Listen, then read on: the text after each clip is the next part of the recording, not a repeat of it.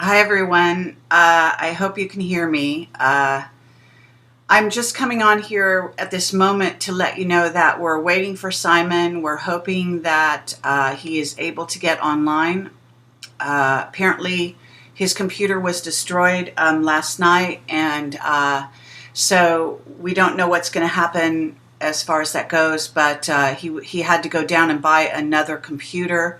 Apparently nobody or somebody out there doesn't want him to broadcast today. So, but I am getting the word from someone who works with him that we should be able to get in touch with him shortly. So if everyone will just stand by, I'm going to leave this on. You won't see a picture other than I'm going to put the poster on here, but thanks everyone for standing by. Okay, thank you.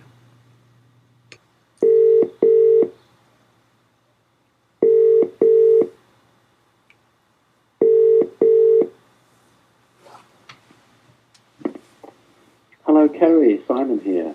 Hi, Simon. Well, glad to get you at least on a landline here. I'm very sorry to hear that you have had some problems.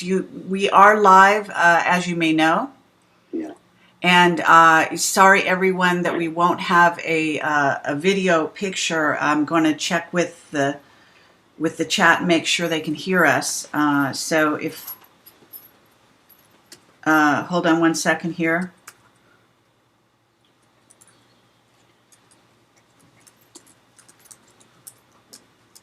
Okay, yes, it looks like we're being heard, so that's just great. So sorry everyone again for the delay as well, but here we are. We do have Simon Parks, and thank you, Simon, for going to the trouble. I'd love to hear what it is has happened in the last, well, few hours, I'm assuming. Kerry, somebody really didn't want this interview to go ahead, I think. I've had, various problems, as we all do, but today, literally, I have my computer fixed into my television screen, and this time only getting a black screen, nothing from the computer at all. So I've had to go and buy a laptop, trying to set that up. It's just one problem after another. So literally, without working Skype. So it's been hellish for the last 5 hours. So I'm really grateful that we're able to do this by phone. There's too much. It's not coincidence. There's just too much gone wrong here at every turn. So at least we're on the phone. Absolutely. Well, okay, this is just wild. Because you put out your newsletter, and in theory, we're going to be talking about that. I thought it was quite an excellent newsletter, very interesting information, needless to say. But since it's already out there in writing, it's fascinating that they don't want this kind of a sort of venue to happen. Yes, I mean, you can expect. We all get technical problems, and from one or two things go wrong. But this has just been an absolute avalanche of issues to literally hold us up, because this is the major interview today I was doing, and I think it's the subject matter. I think because you're well known for a start, and the subject matter particularly is incredibly sensitive. I'm talking about the Putin stuff. I know from other things that have happened that some elite groups are very unhappy about this topic. So I'm sure that's what's done it. But anyway, we'll battle on, won't we? Oh, absolutely. And thank you for persevering. I do understand some people feel that it's, they might have backed out at this point. They might have gotten the message. I'm sorry to say that. I get the message, but at the end of the day, this just makes me cross. I don't usually get cross, but I'm verging. I've left the annoyed bracket, and I'm now moving across to cross. So I want to get the message out, and if we can do it this way, then, well done to you for organising it. Okay, great. So let's just cut to the chase here. And first of all, what I'd like you to do, in spite of everything, and we've got quite an audience here, and it's building as we go. I do want to say that this will go on to YouTube afterwards, and we are recording this. And anyone out there who is has a camera and wants to shoot take a picture of the screen or focus it on the screen, shouldn't use the word shoot. If you could record this as well, because this is the kind of thing that we want to go viral whenever there's a pushback of this kind for a live event. Obviously, there's a power in going live because in theory, once it's out there and it can't be taken back. So we want to put this out there, and we want to make sure there's no interference on my end. I do want to say, and I am apologizing for saying this, but I'm calling you with my Skype phone. I'm hoping this is not costing me too much money. You are in the UK and I am in California. So if anyone cares to donate to Camelot to make this phone call possible, it's fingers crossed. I have no idea what the cost is. So that's, it should be low, but that's the way it goes. So if you could give yourself a very brief introduction, and then we'll sort of launch from there. Okay, very brief. I went public with my experiences of ETs, some for pushing 5 years ago now. Talked about my biological family and their connections with the secret intelligence services of both America and Britain. And I was initially attacked by the media, the usual, trying to make me out as perhaps deranged or crazy or attention-seeking. And that changed literally when I was invited by the British Ministry of Defence to tour a space radar station in Britain. I got a 3-hour tour. And that completely changed all of the attitudes towards me, in the sense that people couldn't understand why one arm of the elite were attacking me, yet another arm of the elite was saying, oh, well, we'll let him look round a sensitive installation. And established media were phoning me up saying, well, what you're saying must be true, because if you were making it up, they wouldn't let you near it.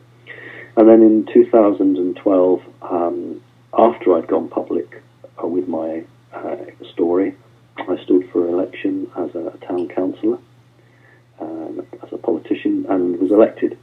And again, that was very difficult for certain people, because I had told everybody, made it public, and they still voted me in. So it was difficult. So some arm of the established media would attack me still, but many others were quite supportive. And that's really the situation we've been in. And recently, with the help of some good people, I've set my website up, and that's helped me to get my story out. But it's also meant that the attacks from certain negatives have increased. And today is no exception. So I had expected and hoped to use my tried and trusted technology here with the Skype, but it's absolutely been attacked, and I spent 4 to 5 hours just trying to make alternative arrangements, and haven't been able to do that. So I'm really grateful to you, Kerry, for ringing in, and I would say to people, if they've got £1 or 2 spare, or $1 to spare, please to donate that towards you to help you to recoup the cost of your phone call. Okay, thank you so much for that.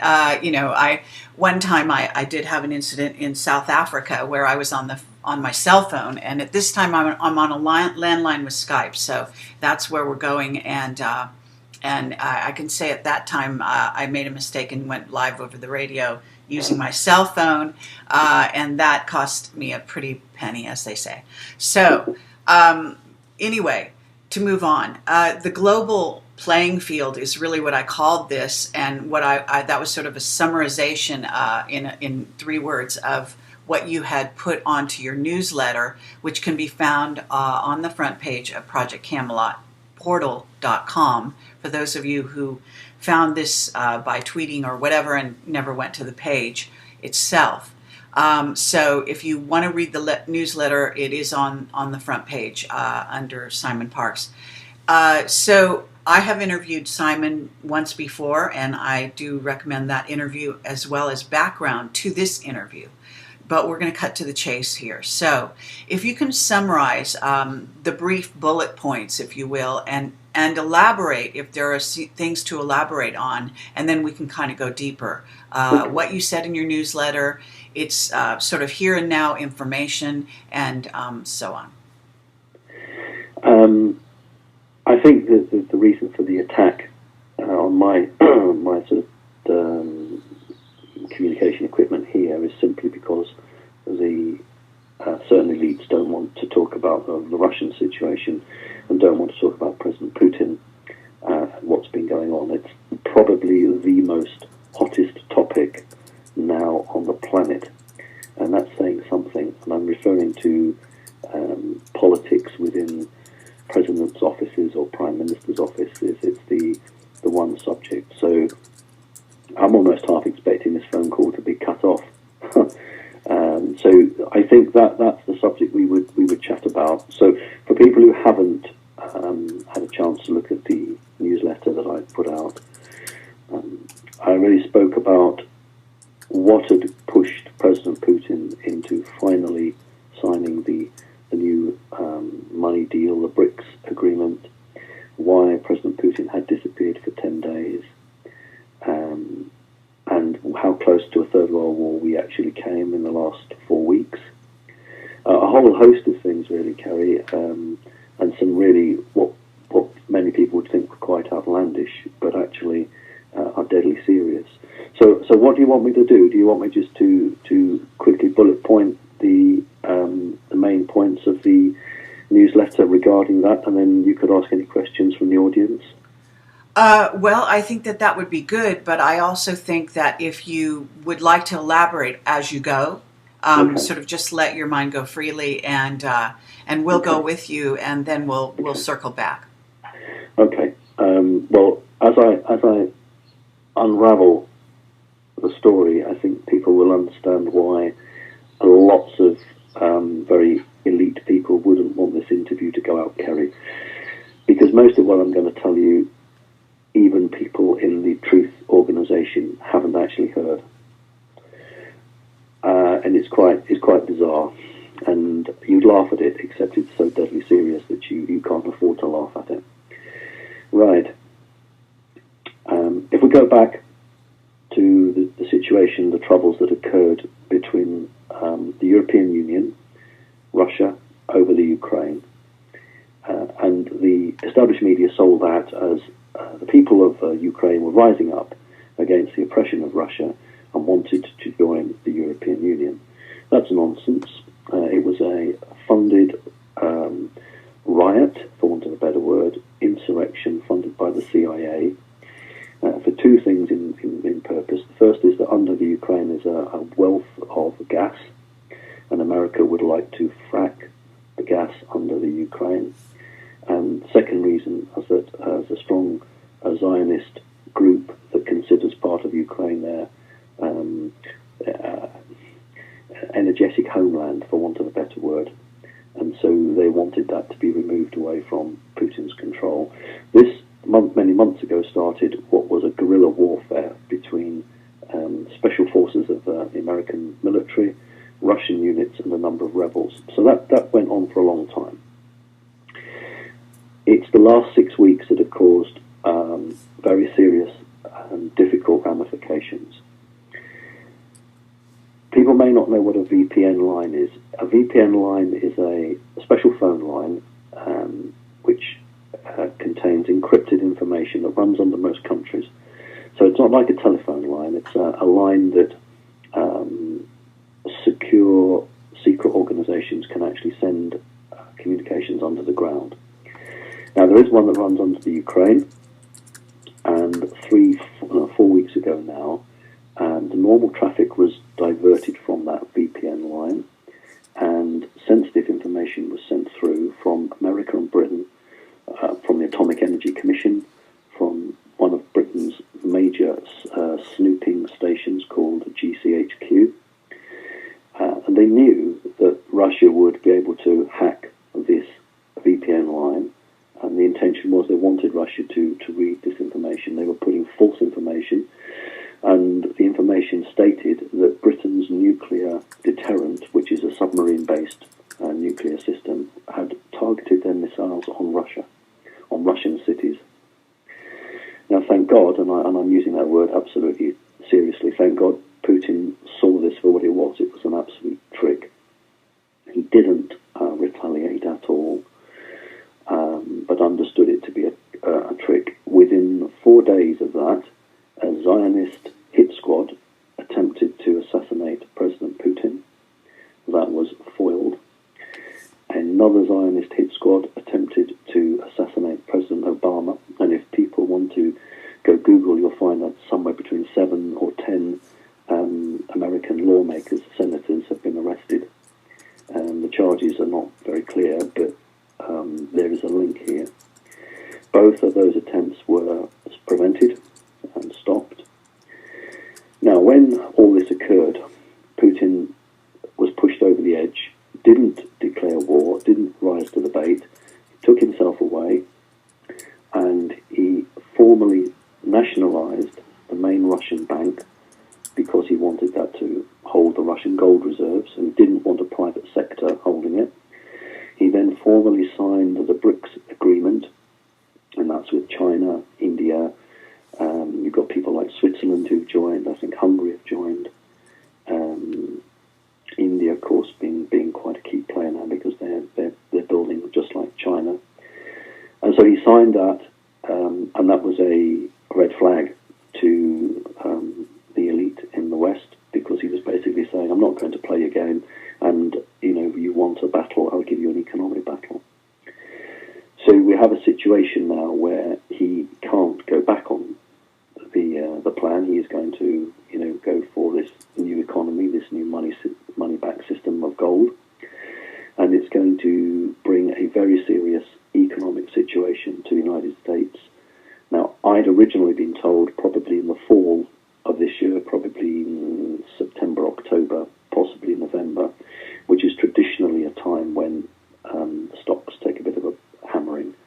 But recently I've been told it might be as soon as July.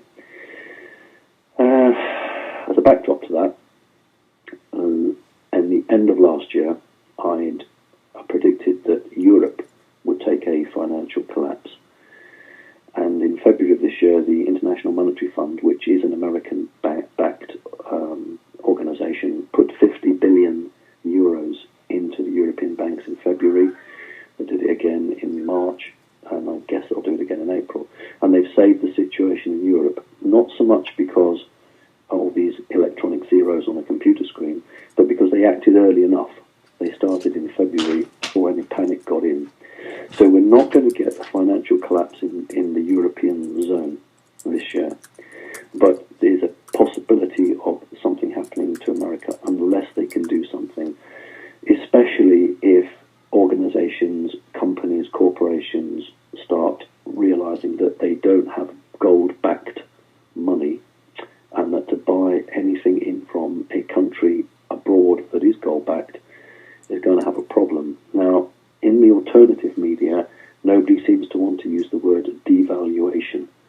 They like the word reset. And to be honest, we need to be truthful with people. We are talking about a devaluation. The only way, once this gold system comes into place, that countries like Britain or America can cope is if they devalue their currency. Now, Britain has devalued in the past, and what it does is it doesn't actually affect your buying power domestically, but if you are going to buy something that's come from another country, that can cost upwards of 4 or 5 times more. Now, in my country, in Great Britain, 45% of all the gasoline is imported. So we could be facing some shortages here. And on my newsletter, I just made the point that 80% of the world's shoes are made in China. So you're going to have to import shoes. That's going to have to come from one of it's a massive political potential for some big serious changes, and that is why there has been such a kickback from the elites. I had an approach from agents from the Vatican just a few weeks ago who clearly were unhappy about the subject of President Putin being discussed. So it's a very, very, very serious and hot topic. And just to finish off then, I guess that's why I couldn't Skype you today, Kerry. Okay, I will just tell you that I've tried to alert people on my Facebook page, and something in Facebook is trying to prevent me from posting anything more about this event on Facebook right this moment. So that's very interesting. Wow, what controls they have. There you have it in real time. Okay, well, this is, very, very important information, obviously. And some of the bits and pieces are known, are out there. But lacing it all together in the way you have is painting a picture. And that's, of course, what they don't want us to do. They don't want us to add the dots, so to speak. So let me ask you, Putin looked very pale when he returned. I have a back channel source who said that he was meeting with certain off-planet races that, when you do that, and I don't know if you feel this or have had this happen to you, but, that can affect your health. It can be difficult, when you, whether you teleport or whatever it is, you go into one of their craft or whatever you want to call it. Do you have any information on that? Yes, he most definitely did meet off-planet, humanoid, benign entities. The change in his demeanour was more to do, to be honest with you, with the massive implications. If you know that a hit squad has, been sent to try and murder you, and you manage to stop that. If you know that another country is playing a game of poker with you and says that it's got its nuclear missiles pointed at your cities, you don't need disruptive energies from off-world aliens to make you feel a little bit dizzy or giddy. You've got quite enough from the humankind, thank you very much. So it was the enormity of what was occurring, and that he was the only one on the planet who was prepared to stand up to some of these very evil people, and I think that this took its toll on him. Yes, when you meet some alien beings, if you're not used to it, then the energies can be a bit disruptive. It doesn't mean they're bad, it's just their frequency is different. The energies from a fourth or fifth dimensional creature, if you're not accustomed to it, can make you a little bit shaky. So I suppose a combination of that probably would explain that, Kerry. Absolutely. Makes sense. Okay, so at this moment, there are other things going on the planet in addition to this. And I can say that I was looking at the news this morning. I know that the dollar has finally dropped. And people have been saying it's going to drop. It hasn't dropped a huge amount, I don't think, but there is a sign in the markets, as they say. So I don't know if you've been aware of that or had reports going on today. Yeah, I say to people, watch every day, get one of those apps on your phone that gives you the gold price. There's your answer, because the day before 9/11, United Airlines stocks changed dramatically. So the gold price is the best indicator of what's around the corner. But yes, if you look at the dollar, and then you're looking at what they call the money men, who are pulling out their worthless banknotes and trying to buy something else that's going to hold the value. So there's your answer. Look at the way the dollar fluctuates. Look at the price of gold and put two and two together. Okay, and this is something of a side issue to the total picture here, but it is crucial from the point of view of many people in the U.S. We have some live military exercises going on, actually starting here in April. There are reports coming from all kinds of people around the states, seeing, various military goings on. And then we have things escalating. Apparently there's something going on. I think it's, if I have it right, somewhere in Minnesota or something like that. Recently, very soon, and then also in June, and then in July through September, everyone's talking about Jade Helm. You might have heard of it. Do you feel that this is any kind of activity related? Yes. The National Security Council received a briefing from the National Security Agency some time ago, which showed that with 1 million cops, it'd be very difficult without the military to maintain any sort of control over North America. The report from the National Security Agency to the Council actually was very interesting, because it said that the report was that soldiers wouldn't fire on civilians, but the police would. And the element here was that military families are dotted throughout North America and are always fundraising for the military, and there's a huge pride with the military.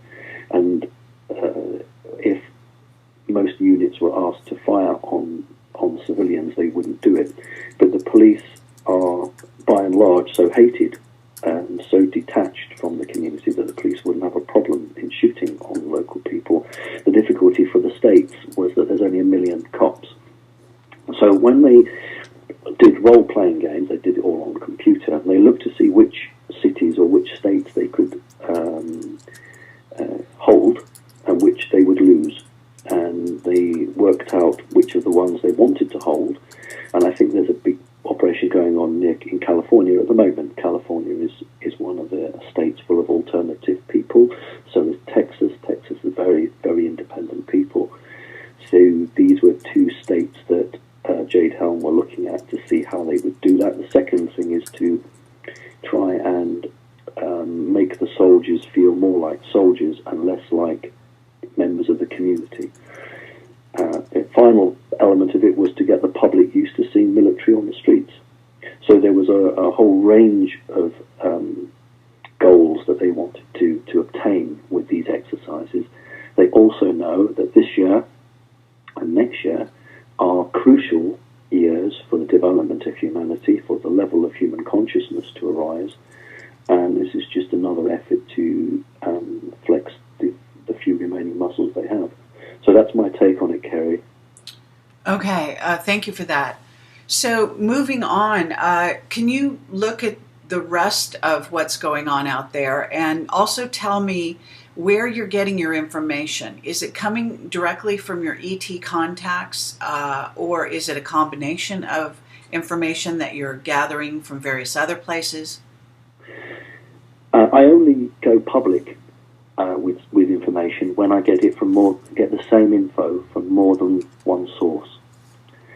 So when security services or very well connected people tell me something and that matches with what I'm hearing from off-world entities, then I'll go public with it, because one is backing the other up. Often I get one saying something and the other one either having no comment or having no knowledge or disagreeing, and in that case I don't go with it. So anything that I've just discussed with you has come from at least 2 different sources. Okay, very good.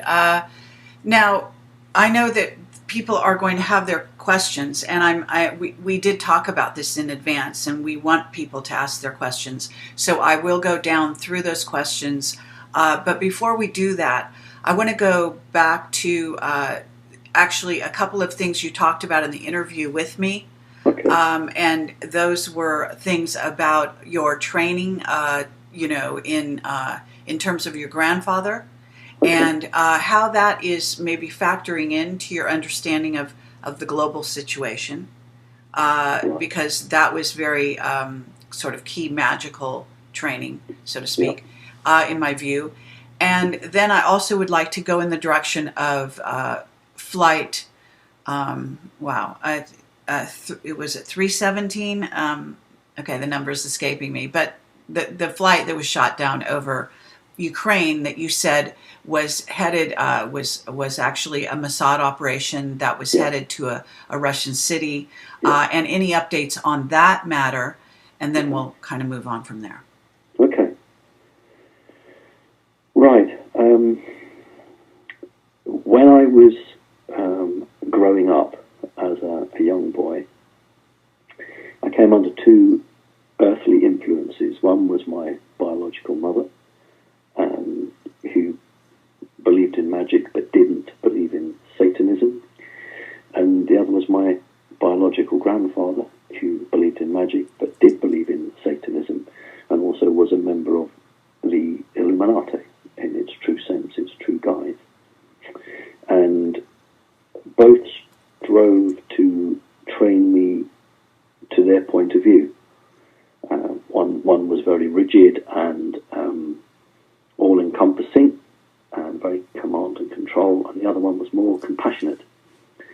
And as a boy, I think this represented itself when I had to choose of the alien races, which of these alien races I was going to associate with. And I had the choice between a reptilian group, a Draconis reptilian group, and a mantid or a mantis group. And I chose the mantis group. And so I made a very, very big, energetic decision that I wanted to be with a group that was more benevolent, by and large, to humanity than the reptilian group. And so that swung it. In other words, it dictated where I would go, how I would behave, and who or what could interact with me. Had I chosen the reptilian group, then I would have been a completely different kettle of fish, as we say in Britain. So I guess that my grandfather must have been fairly disappointed. But, that's what free will and the choice is. In terms of the Ukraine, the aeroplane that was shot down, you notice that the media have just almost totally lost it and dropped it because they didn't get out of it what they wanted. There was a dirty bomb in the cargo hold of the aeroplane, and that's why when it was shot down, it wasn't shot down by missiles, because the fear was that if an air-to-air missile exploded, it could actually activate the bomb. And that's why depleted uranium rounds were fired into the cockpit. So the bomb wasn't detonated. Now, it wasn't the sort of bomb that when it hit the ground it would explode, because these devices have a number of safety triggers, protocols, and it's not like a shell you put into a gun. It's not like hit by a hammer which ignites it. It's electronic devices. But a air-to-air missile, the heat of an explosion of that would have actually activated it. But a crashing aeroplane would not. And that's why it was shot down with cannon fire. The bodies that were found by the rebel groups, the bodies were reported to be drained of blood and to be many days old. So we can perhaps begin to imagine where they've been. But no, there's no more information coming out because the plan failed.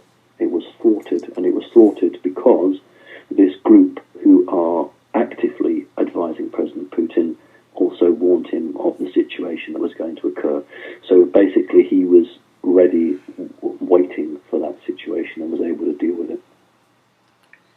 Okay. Now, let me ask you this. What is your timing? Because I will go to the transition to take the questions from the audience now, if you feel that, I want to give them 30 minutes of questions if they have that many. If they don't, then I'll continue with my own. But what is your timing like? That's a very American thing. When you ask me that, are you saying how much time have I got to stay on the phone? Yes. I don't know, you guys threw us out at the Boston Tea Party, and we are very close in many ways, but sometimes the language both of us use is just completely alien to the other. Listen, I'll stay here as long as need be, we've got two issues here. One is how much is it costing you, and secondly, when someone doesn't like what we say and cuts us off. So listen, I'll be guided by you. Okay. Okay, excellent. Well, we're, fingers crossed this is being recorded, but again, let me put this out there. If you have a camera, you can point it at the screen and record this event and the sound, of course, most importantly. Or if you just have a recording device. I am recording this at my end with more than one device, but we want to make sure that this doesn't get lost somehow or interfered with. So I would just say that that's really important. I did a few weeks back. I did a very I thought was a very useful talk presentation, actually at a very spiritual centre, which was renting premises from a Masonic lodge, and I think I did about 4 or 5 hours of presentation, and the organisation told me that 3 of those hours disappeared. So literally on the electronic recording that was done, was videoed, they just disappeared in the camera. So they were attacked electronically before the chip, the SD card was taken out of the camera. So it's probably wise to make several recordings because somebody doesn't like what I talk about. absolutely, there's no doubt about it.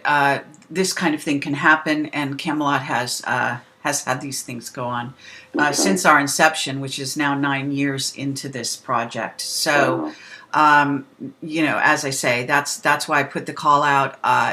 Again, if you are able to do that, that's great. And we will not object to you posting it on anywhere, your own recording. In other words, assuming it is complete and you don't add anything, that's totally great. So, okay, well, I'm going to go into the chat now briefly and look at the questions.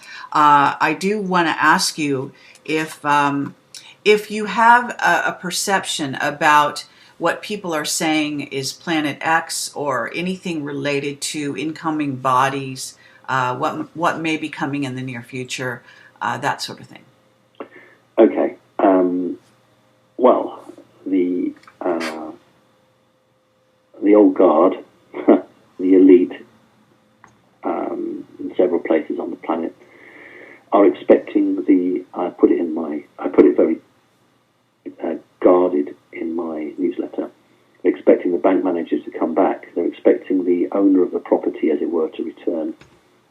So the elite are expecting at some point the Anunnaki, in the true sense of the word, to come back.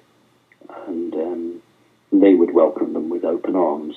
Whether these people, whether they returned, would actually accept the elite in their position, that's doubtful. But nevertheless, it is predicted that their return is imminent. I sometimes have a problem with Planet X. I'm reasonably comfortable with a large foreign body entering the solar system in the next 2 years. It will not hit the Earth. It's not going to hit the Earth. There's a lot of panic going on about that. That's not going to happen. But certainly I am expecting some sort of foreign object to enter the solar system within the next 2 years, Kerry. Okay. Well, I've never heard anyone say that they thought it would hit the Earth.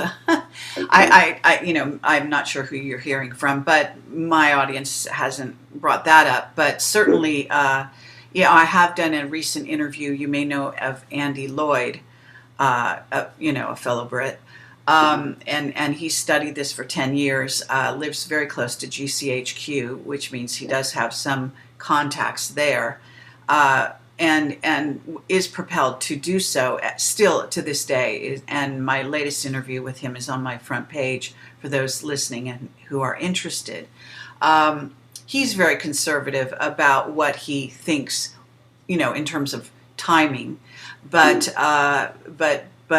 we're talking about something that is perturbing our solar system in some way, even regardless of the distance, and if it's moving one body or more than one body. I just interviewed Richard Allen Miller, who is a Black Project scientist, a physicist, very, very intelligent guy.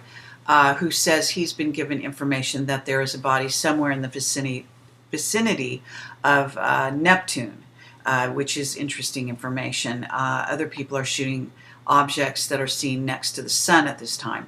So there's a lot going on out there. I'm also told by a back channel source that there's more than one body, that, you know, these kinds of things go on. There's also this G2 sort of cloud, they're calling it, which is not in our solar system, but is somewhere near the galactic center, if I understand correctly. And that's been talked about by various people. I believe Paul Laviolette, the scientist, has also talked about that. So we have things that could perturb our solar system. Andy Lloyd makes a very good case for something called angularity, a scientific argument that says that there's something that affects our solar system that it's not accounted for by any of the models or explanations for the way it operates, which is interesting.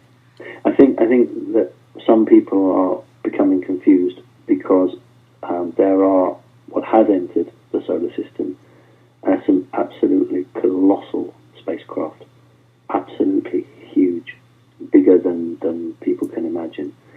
And when they entered, they were detected before they cloaked. So the military, Earth military, did actually detect them. And there is confusion between what is a Planet X and what is one of these craft. So from a scientific point of view, other planets can be affected by a mass, if that mass is at the right distance and is big enough.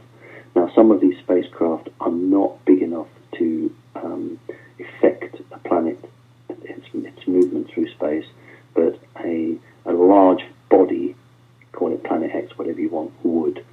So I think what is showing up is that there is something out there that is actually having an effect on the gravitational pull of other bodies in the solar system, but there are also others, huge objects, which are not planetoid but are metal-based. So yes, I think it's a very exciting time at the moment. Okay, and I agree with you. According to my sources, anyway, I have heard about these very large craft. Although, you know, the information comes in and out of the news and disappears very quickly. Even, you know, the so-called alternative news. So, you know, and when you say they cloaked, I think that's probably extremely accurate. Okay, so we have a very interesting playing field going on. We rarely get sort of up-to-the-minute information. And so your position sort of in the UK, the fact that you do have credibility lends itself to people listening to this, maybe even outside the alternative sector. And that's why, you know, I sort of contacted you and wanted to go forward with this right away, because I feel that it's so seldom that we get, as I say, up-to-date information. We might get it, you know, a couple of years after the fact. Camelot sees a lot of information that goes public that has been known even to Camelot for years. And so this kind of gap and this is a time when people need to know in order to make plans for themselves, their families, understand on a spiritual level also what is going on out there and here. Would you agree? Yes. You're the same as me. It's not about spreading fear or spreading panic. It's about actually saying that, you know, if we have information which we believe is credible, then we are honor bound or duty bound to share that with like-minded people who then can do with it what they will.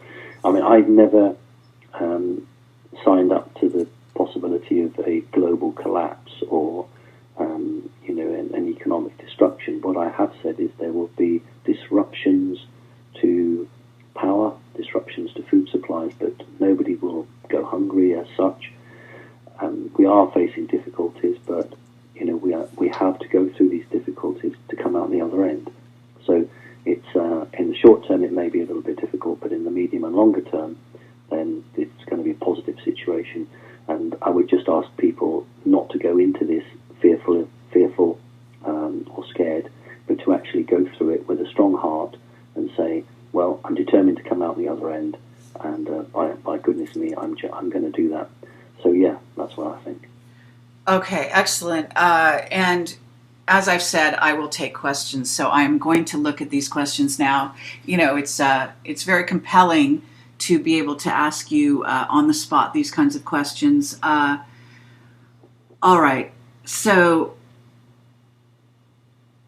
someone is asking about the moon, whether if it was deactivated or removed from Earth orbit, would that be positive or negative for the planet?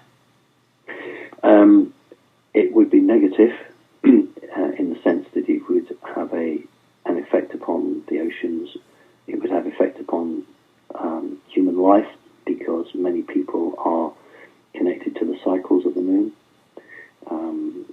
Or what would be more advantageous would be to shut down any devices that are operating inside the moon, and to clear out any bases that would still be operational. So rather than get rid of that satellite, it would be much better to just remove it, demilitarize it, and just have it as a lump of rock with nothing else.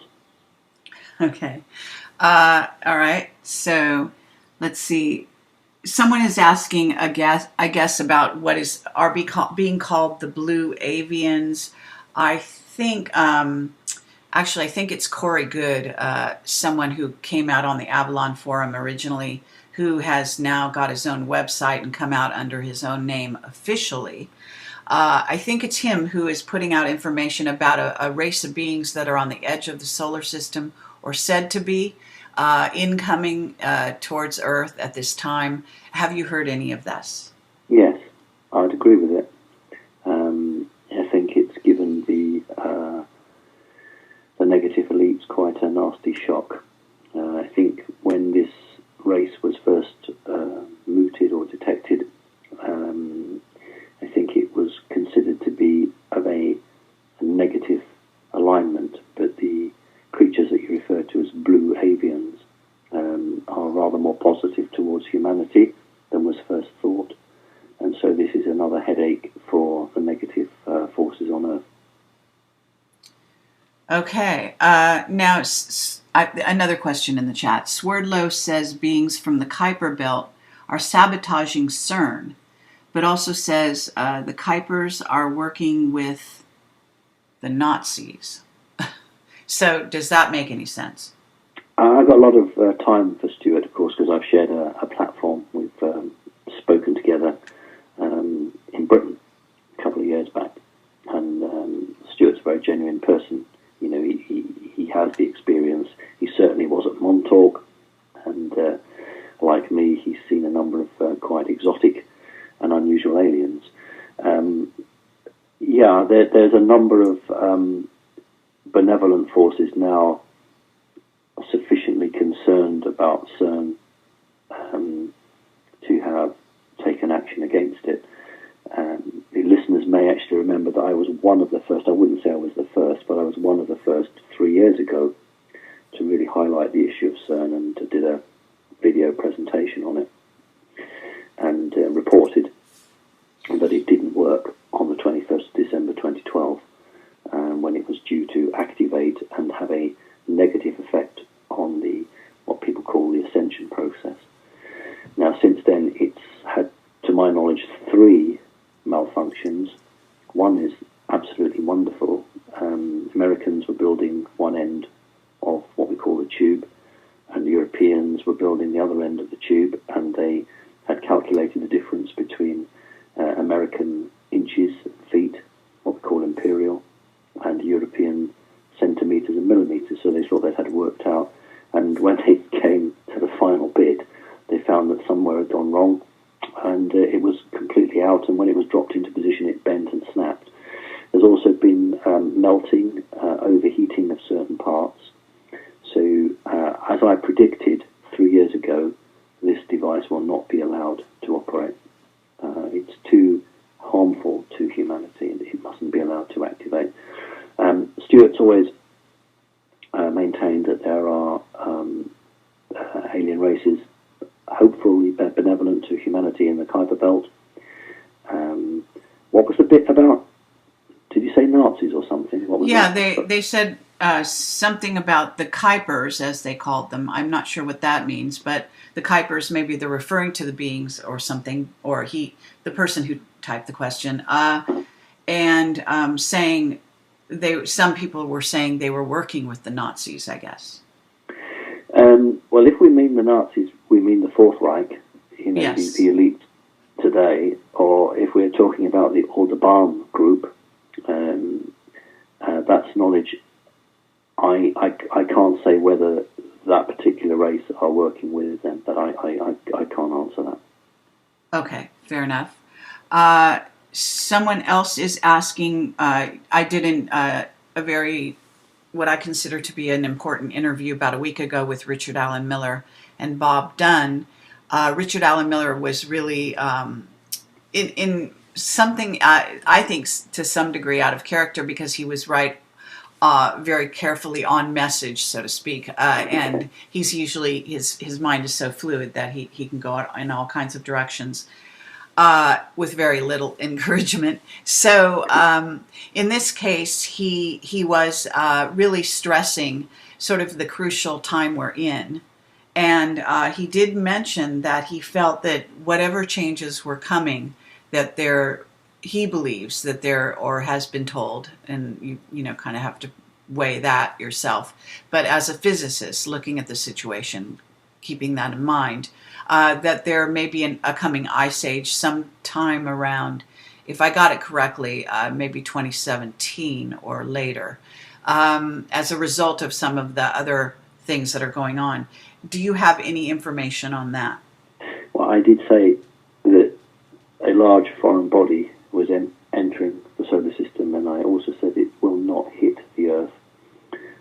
In the past, a planet that you might refer to as Planet X did pass very, very close to the Earth and caused some of the polar caps to shift and melt.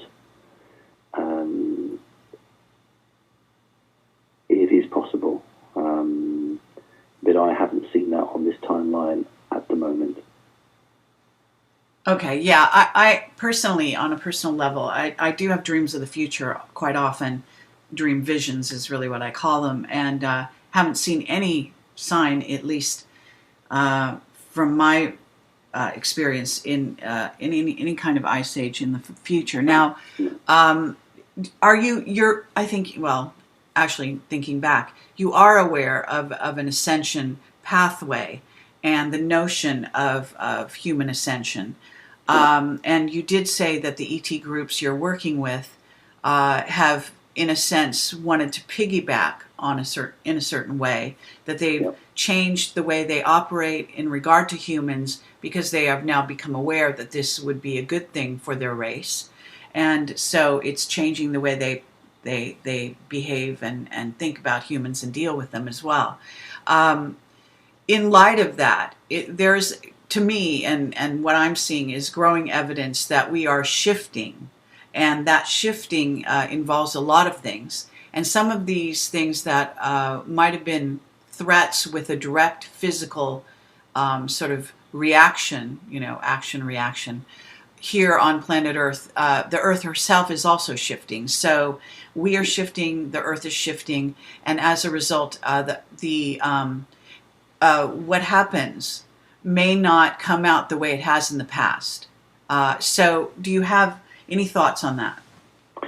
The Earth never forgot its covenant with humanity. Many thousands of years ago, when humans were technologically ignorant but spiritually far more evolved or advanced than they are now, and many communities were able to communicate with the energy of Earth, whether it was through stones, rocks, trees, the animals, or with the Earth directly itself.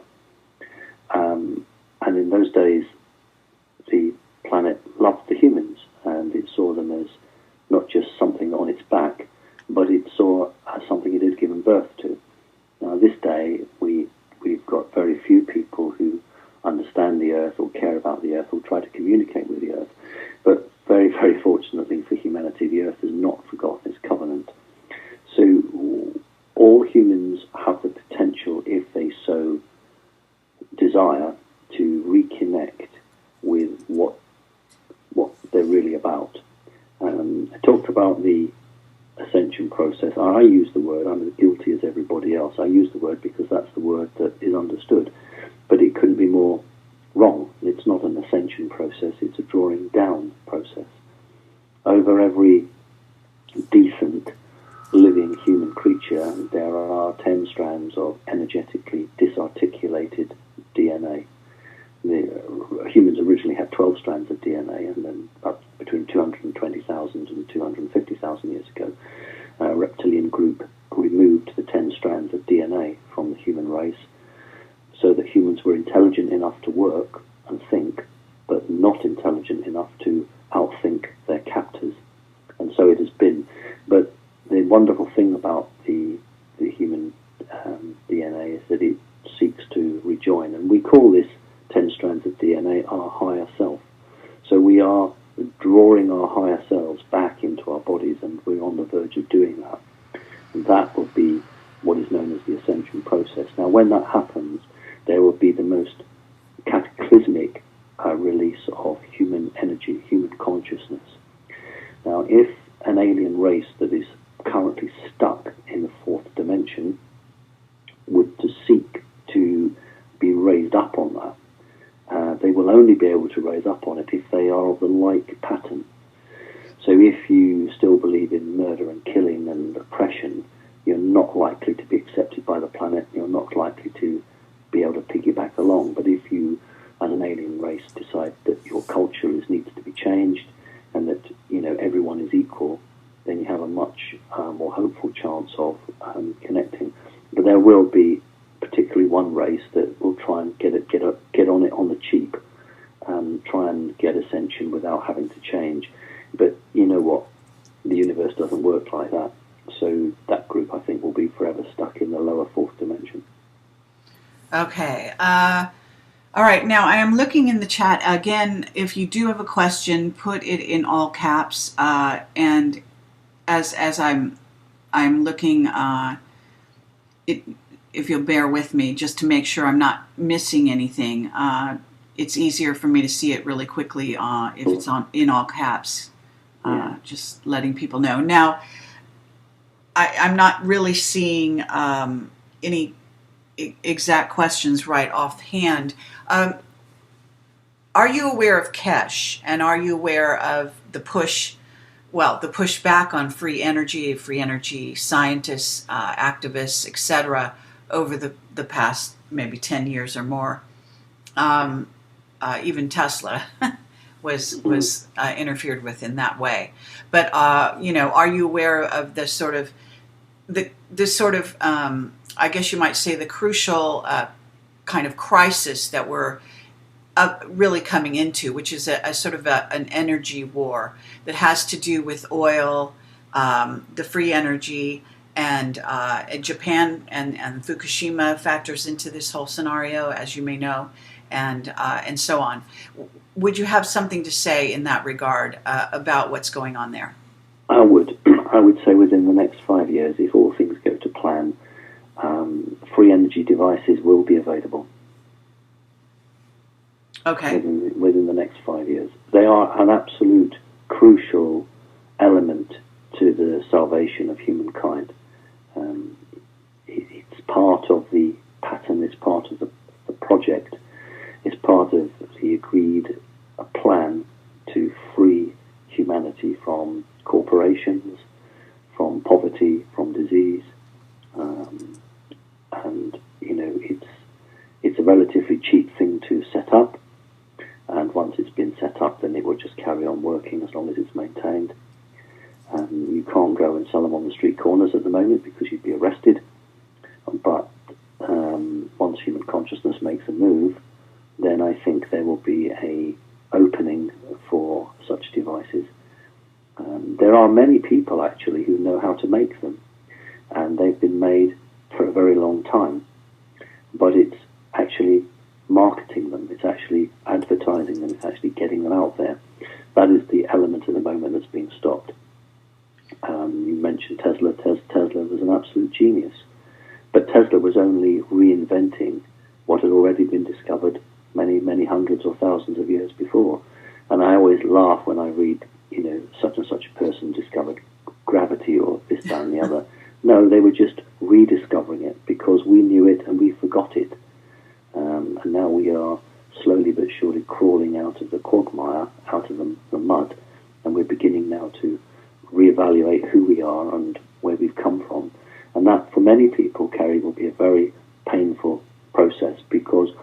those who are listening to this show, I should think all of them are enlightened people, or nearly so.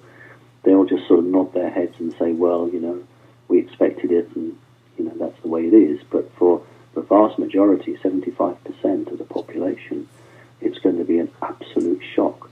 And they're going to need support. They're going to need help. The whole world will turn upside down.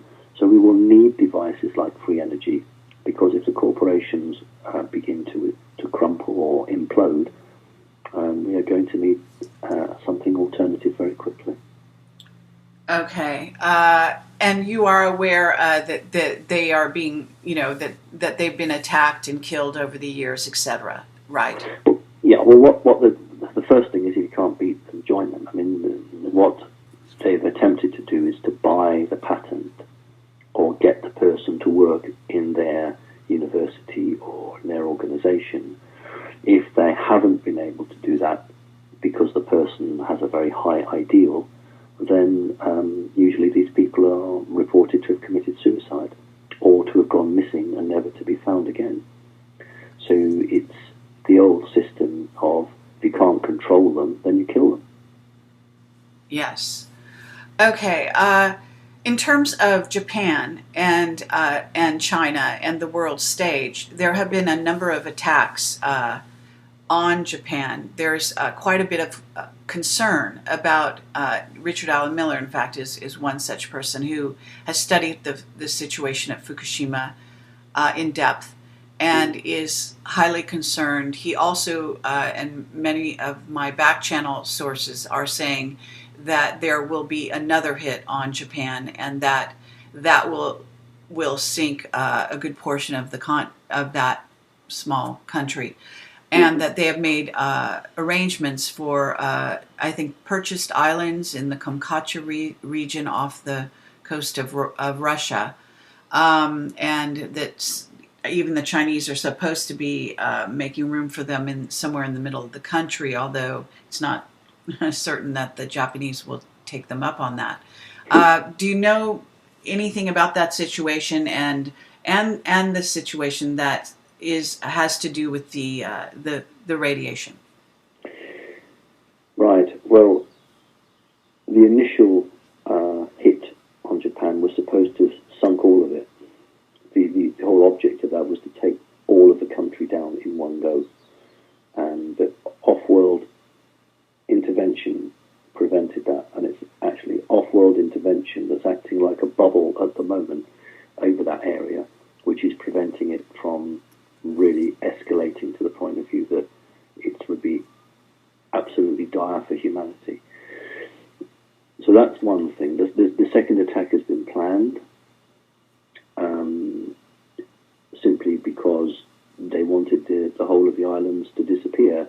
The reason they wanted the islands to disappear is because when they've looked projected into the future, this is what the Orion Cube gave them when the Roswell spacecraft crashed. The two Roswell spacecraft crashed. They obtained what some people call the Orion's Cube, or the box. And this allowed them, in conjunction with other technologies, to start to access time in a different way from perhaps the more traditional routes they've used at. And they foresee that the sinking of Japan puts America on the best timeline. So that was what that was about. It wasn't about punishing anybody individually, although there are arguments between the white dragons and the black dragons or the red dragon societies, which do spread into Japan. But the reality is that it's felt for the elite of America that their best timeline would be with no more Japan. In terms of the radiation, I'm looking to the Earth to begin to evolve some form of mutation or immunity of the creatures in that location to be able to survive that radiation. However, we seriously need some off-world intervention within the next 2 years before the poisoning is too great. So I would agree with whoever you just mentioned from a scientific point of view. Okay, Richard Allen Miller. Well, yeah, I would agree with what he said. Yeah. Okay. Now, I'm looking, someone wants to know what's the best thing we should be doing right now to prepare ourselves for the coming world events, and also in terms of spiritual ascension, or, bringing down a connection, a full connection with one's higher self. I'll paraphrase that. Right, well, this is not about fear. This isn't where you go and dig a bunker and go and take your gun and hide down there. That's exactly what we don't want, because then we're just bringing it on ourselves. What we can do is say, look, the potential disruption would only last between 4 weeks and 6 weeks before there was what the alternative media refers to as a reset. And I don't think there's any harm in getting enough bottled water for 4 weeks or 6 weeks, enough tinned food. The canisters for gas that you can cook on, and if you've got a cat or a dog, get some cat food or dog food in. It's not about panic. It's just about being careful. That's the practical side. Now, in the energy side, yes, there's a heck of a lot people can do. They can start forming into psychic groups, spiritual groups, and they can then, working in unison or organisation, they can then look at areas of the planet or individuals on the planet and then send healing to that part of the planet or those individuals. Or they can directly battle with anything. If they're sufficiently strong and they're well guided, they can energetically, psychically battle with anything that's not so good. But I would caution great care with that. And on my website, I've put a call out for anybody who is decent, loving, kind, but is a strong warrior, to put their names forward so that I can bring together groups of people with psychic abilities. We can just do that, and I've just been absolutely amazed. I've got over 300 people have put themselves forward, so I've got a big job in going through them to see who we've got. But this is what we can do. We can look after ourselves, we can look after our families and our friends, but we shouldn't just leave it there. We should look after people we don't know, because they are... I often, when I talk to people, Kerry, if I can just give this, I give an analogy. I want you to imagine an apartment, and in this apartment are two children, brother and sister, 7 years old, and they have a mum and a dad. And one day, mum and dad go to work and never come back.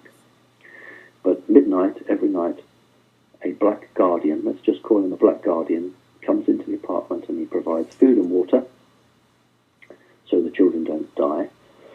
And then he gives them religion, and he teaches them that they're sinners, they have no power, and that only God is great, and they need to get on their knees and give their power away and ask God for forgiveness.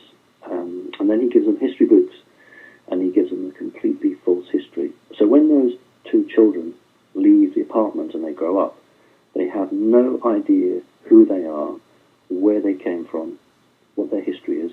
They believe that inherently they are not good, that they're sinners, they can never be good, and that only God is good, and therefore they need to get on their knees and pray. And they are, without any skills, they are violent, they're angry, they have tantrums, they stamp their feet, they lie and cheat, and they're completely out of control. Well, that is the human race. But the problem is these people are this way because they've been lied to. They've been tricked and lied to. So when we meet people, yes, we shake our heads and think, oh, goodness me, they just don't get it. But that's because they've been conditioned in the matrix. And so all I say to people is, be patient, don't give up, and understand why these people are the way they are. They walk around like zombies. They're half asleep. But that doesn't mean that we give up. So all I would say is protect yourself, protect your family, but don't give up on the rest of them. Okay, excellent. I'm going to be asking, actually right now, the chat. Sometimes there's an interference and we go offline and I can't tell from my end. So just want to verify with everyone that they are hearing us and that the sound is good. And please understand that Simon Park's computer was attacked. If you've joined us later in the program, it was destroyed, as I understand it. You had to buy another one. Yeah. And you had other issues as well in just a few hours before this live broadcast happened, which is why there is no video.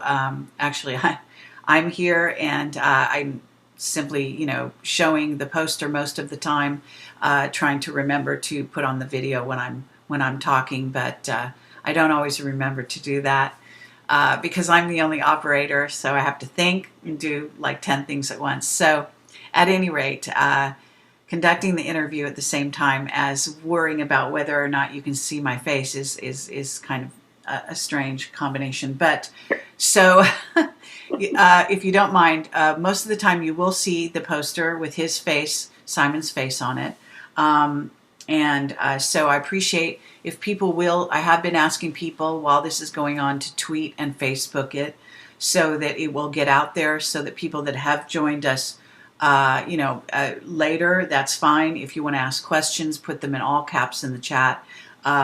Simon is giving us quite a bit of time here. We're very grateful to have that time with him, and obviously they didn't want this to happen here, this meeting, and so thank you very much. This is a great opportunity for you, if you're in the audience and you're live with us, to ask the questions that may be burning questions that you've had all along. Simon does have his contacts. It doesn't mean that this is his answers are the end all and be all. I don't think he would even say that. But it's certainly, he is a British councillor. He is a public official in that capacity. He was voted into office in Britain. That gives him a certain degree of credibility, if nothing else, in terms of the mainstream perception of reality. And on top of that, as you can see, he's a very well-educated man. His background with regard to his family is crucial. So if you're not familiar with him or his background, then I encourage you to watch my prior interview with him on Project Camelot, portal.com. And then this will be going out viral. And I am encouraging other people to record it so that we make sure we do have a recording and that it does go out there. Okay, so that's just taking care of a bit of business really quickly there. Some people are asking about the bloodline question, and you yourself would be of a certain bloodline, and I know that you relate to these two ET groups, the praying mantis and the reptilians, or a certain group of reptilians, I would imagine, but as which there are several. But can you elaborate on your understanding of the sort of bloodlines and what is going on with that game? Okay. Within the Illuminati, the understanding of bloodlines is twofold. One literally is the blood group, but the second one is the soul. If we have to understand in the West that the human body isn't that important. It is a carrier, it's a vehicle for who you really are.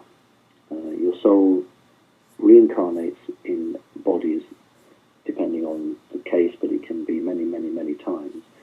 And although it will seek out bodies that are similar in shape and look, there will be differences. However, a particular soul with a long heritage will seek to only incarnate in a bloodlined body that can trace a direct link back to the time that that soul incarnated on the earth. So, for instance, if you were around at the time of Sumerian city-states, and you were part of the controlling group there, or let's go forward in time to ancient Egypt, and you had a position of power or responsibility there, and you reincarnated again now, your body would be considered bloodline, because the soul would not incarnate in a body unless it had a direct linkage back to those times. So the Illuminati look on people within their faction bloodline because they can all trace a biological link back to a certain time in history, or they can trace an energetic time back in history. So if you are in the Vatican and if you are a member of the Illuminati, you might be a Renaissance bloodline. In other words, from the 15th and 16th century. This is the new money, the new group, the new Illuminati. But if you can trace a time back, back 3, 4, 5,000, 6,000 years ago, then you are considered old Illuminati. And this is where you get the splits in power between different groups who representing the old timers, the old guard, the old-fashioned, and then the new group with their new ideas. So a bloodline for these people is absolutely important. You can't join the club unless you are bloodline, and there are tests that they do for that. I hope that helps, Kerry.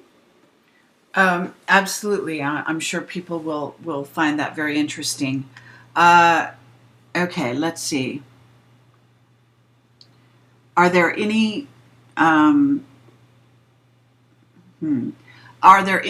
countries due to conflicts or geographical location that are in danger of possible coming world events?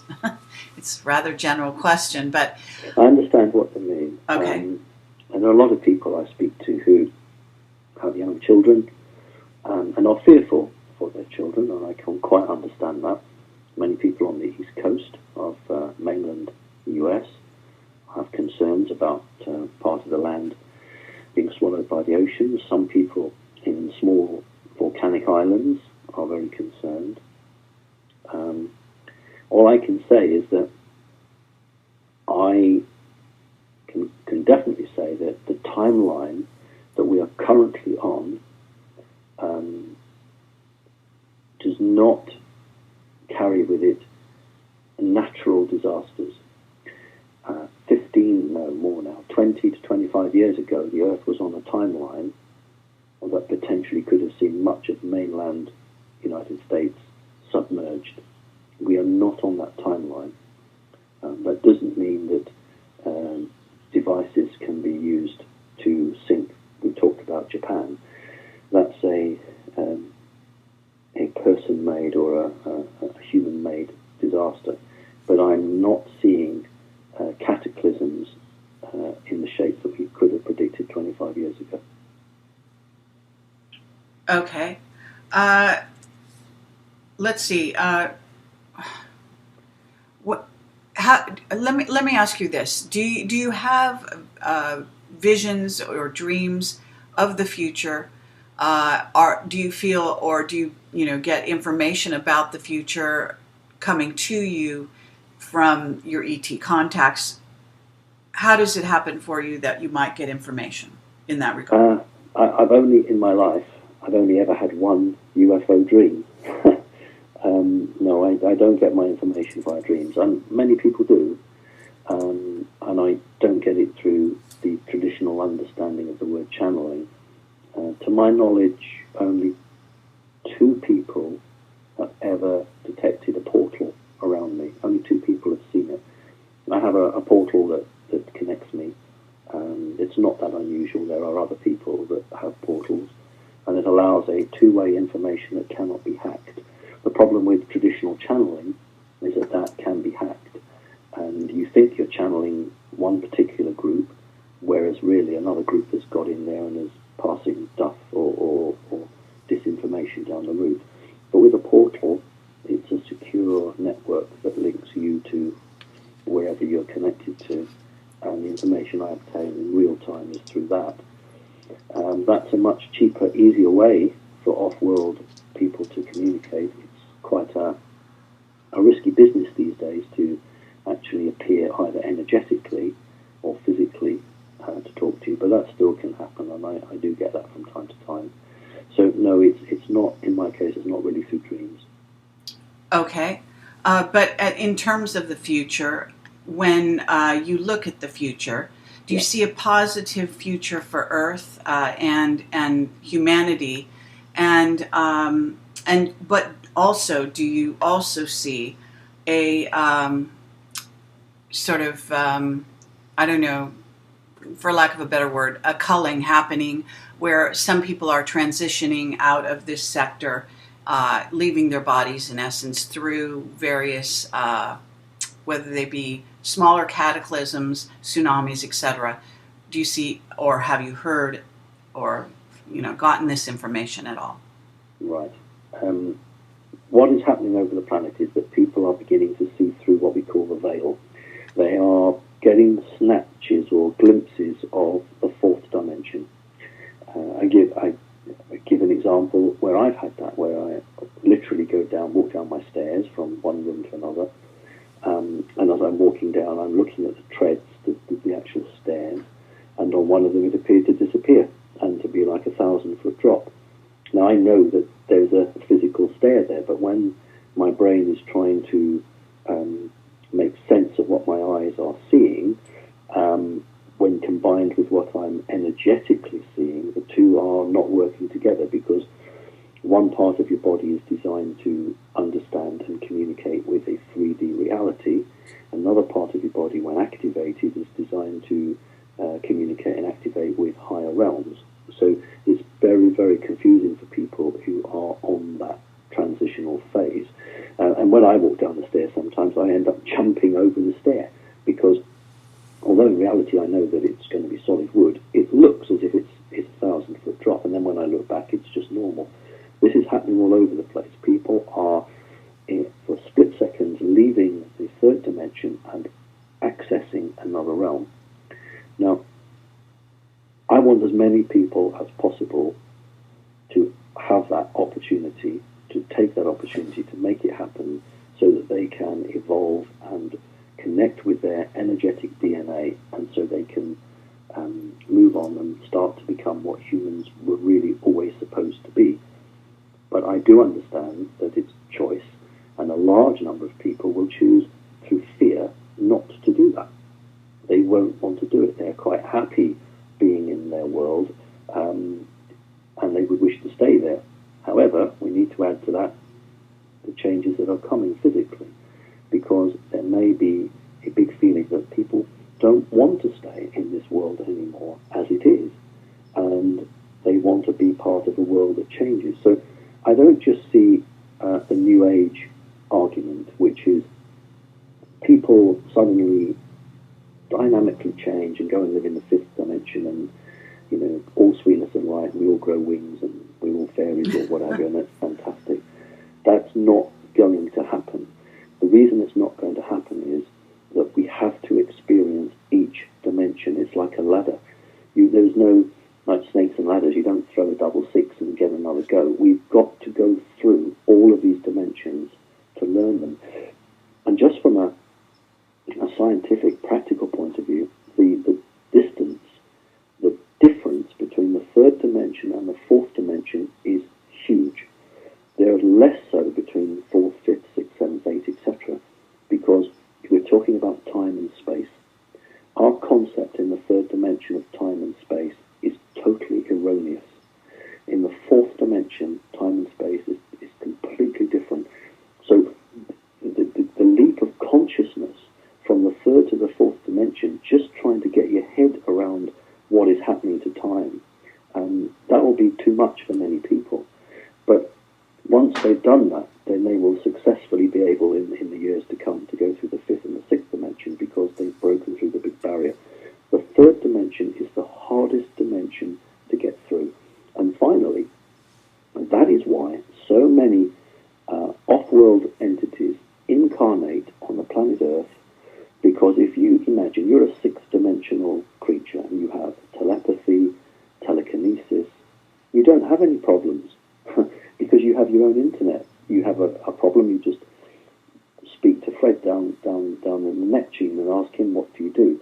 So what they'll do is, if they feel they're spiritually not developing, they'll come to planet Earth, lose the ability to have telepathy, lose the ability to move solid objects, where issues are right in your face, and the only way you can overcome them is going deep into your soul and searching yourself and testing yourself, and then hopefully coming through. So that's why so many creatures come to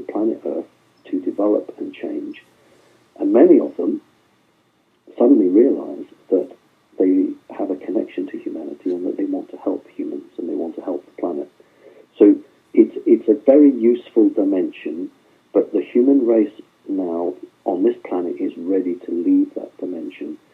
Too long been held down, too long been held as a slave, and it's time to wake up, it's time to develop, and it's time to move on to the next dimension. And finally, the fourth dimension is where some bad guys exist. So there has to be a reckoning. And the question is, can we try and have a diplomatic solution before that reckoning? And at the moment, that's what's going on the planet. Attempt to have a diplomatic agreement before all hell breaks loose in the fourth dimension. Okay. What about solar flares and EMP and in other words, a man-made situation? Have you heard about a planned, for example, EMP? Yes, but let's talk about solar radiation. Solar radiation actually, as a solar flare, is very important to the development of human DNA, energy DNA. And alien craft have been doing things with the sun to regulate the amount of energy it releases, because it is directly related to the development of humans on the planet. In terms of the human-made devices, the old Illuminati idea was to detonate a dirty bomb. If you couldn't steal a nuke, there's a group of Zionists who really would like to do that.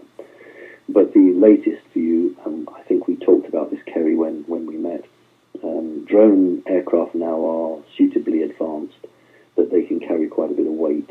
And the idea is to have EMP generating devices in drone aircraft, and then to use them to knock out crucial elements of the infrastructure of certain countries, and to basically push the Earth into a dark age.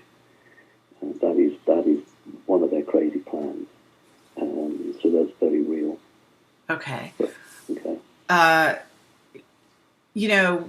To circle back, when we talked about what appears to be, I guess, a British initiative to deceive Putin into, I guess, making some kind of first strike that would then sort of escalate World War III.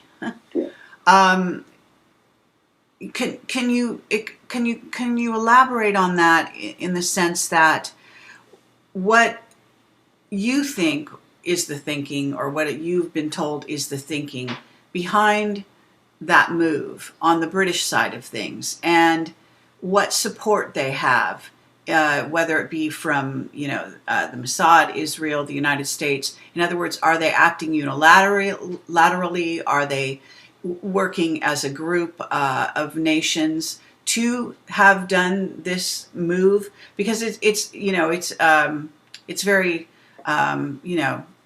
gutsy, or whatever you want to call it, but it's cataclysmic in its results.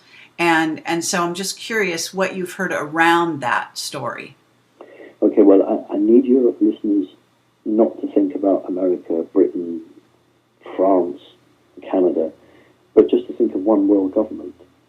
So it isn't that Britain did this or America did that. It is the group of individuals who have self-styled themselves as the government of the world. So all they do is use the resources of their assets in different countries. Now, just as America was absolutely determined that when it attacked Afghanistan and when it attacked Iraq, it wanted Great Britain side by side with it. And in fact, it's not widely known that when the British Prime Minister of the day, a man called Tony Blair, took a phone call from George Bush telling him that he was going to attack Iraq, and there was a huge argument between the President and the Prime Minister, because the Prime Minister said, but the 9/11 was caused by people out of Afghanistan. And the President replied, there's not enough targets in Afghanistan, so therefore I want to go there. And that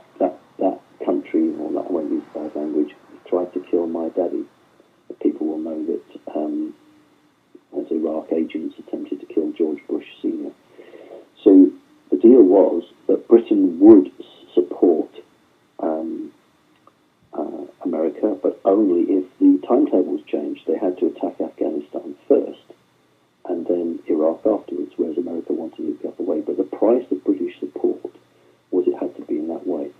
So Britain and America are always seen as the key players. America, because it is still the world's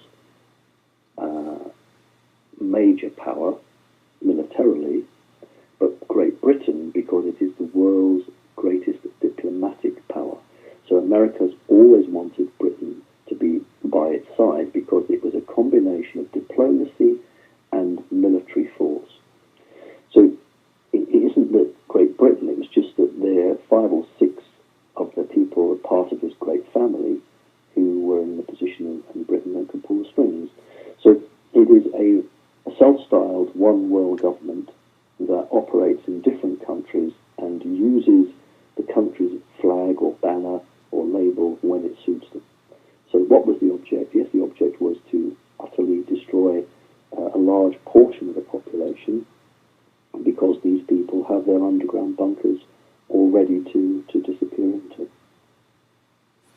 Okay. Now, have you been told that, with the death of all the bankers, and certainly these were hits, but can you talk about what you may have been told in that regard, as well as what you know about the elites who are not going into underground bunkers, but are in fact going off planet?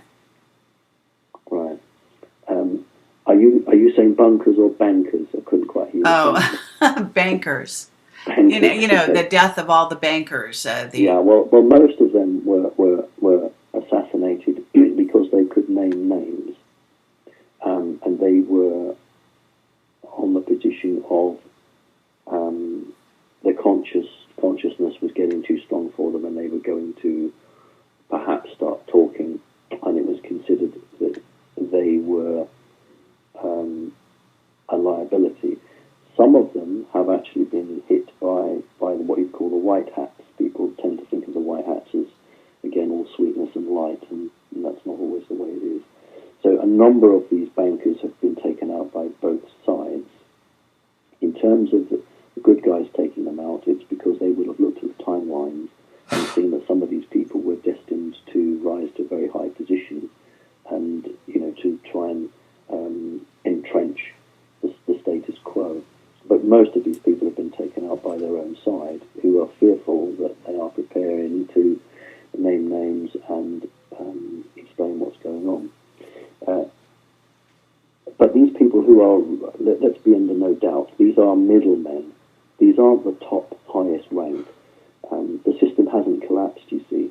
The elite are still there. They're still controlling. And I always try to say to people, look, we're hearing every day that, this person's been arrested and this person's been gone, etc., etc. But you have to understand that these are people who are being thrown to the wolves, as it were. They are being offered up so that the people who really make up the top echelon believe that they can survive because they have thrown these other people out. Now, lastly, off-world, that's very interesting. I would just say to people, where do they think all the gold is going? Because a lot of the gold is being taken off planet, and has done. It's a historical thing. But in recent times, a vast amount of it has been taken off planet, and there are some people who believe they can make a better world, better life for themselves and their families in another world. I'm not talking about jolly old Richard Branson, running missile trips around the moon, and you can pay huge amounts of money to, have a tourist holiday around the moon. I'm talking about proper bases where you can actually have a decent life. So yes, there will be some people who will decide that it is better to be off planet because they don't want to face the music. There will be a time when these people will be called to account. So yeah, let's just see how it develops. Okay. What about the and let me just second the gold being taken off planet. I've gotten that from many of my back channel sources, Okay. so I have to second that.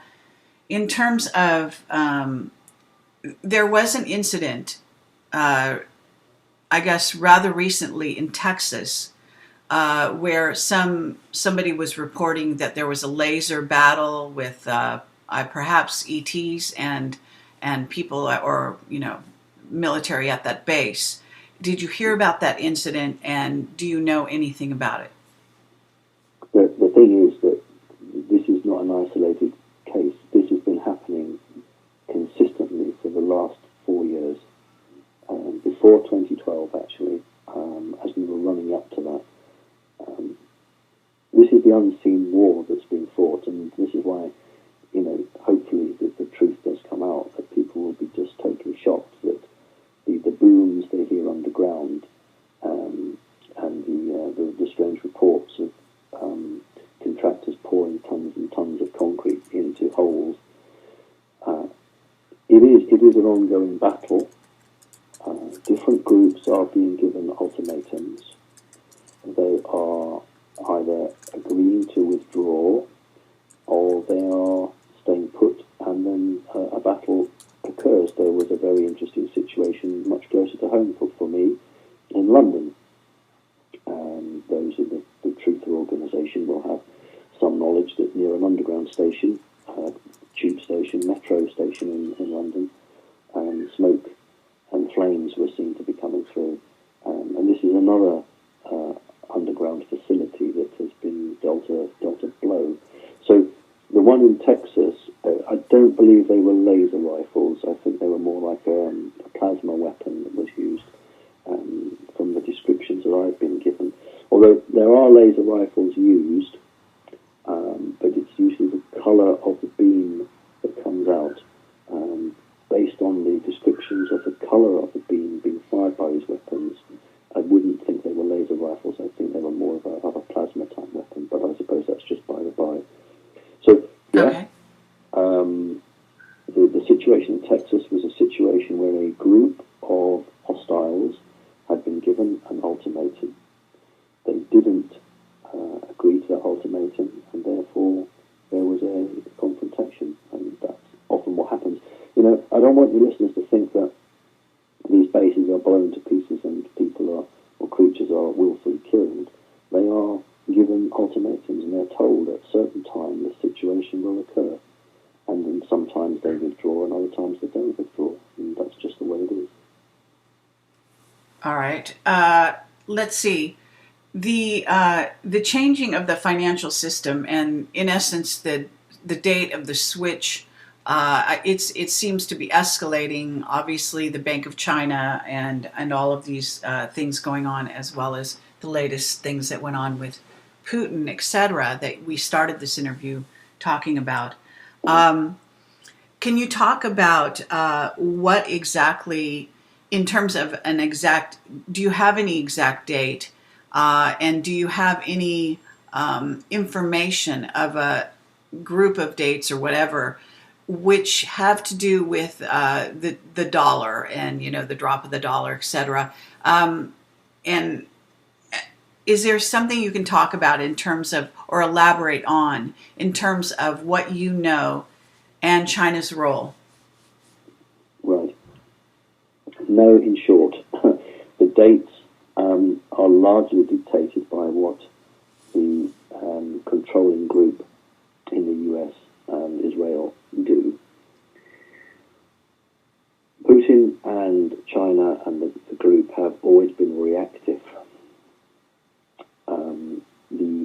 Any potential economic distress will only be caused by a gold-bearing currency dictating terms. In other words, if two neighbours, one neighbour in one house has a gold-backed currency and one neighbour in another house does not, but if the neighbour with the gold is happy to accept the other neighbour's value, then there's no distress at all.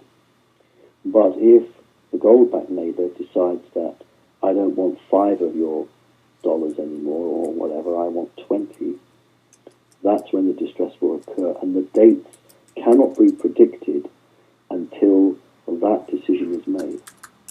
Now, those decisions haven't been made, to my knowledge. All that's been made is that this will go ahead, and it's something like the 31st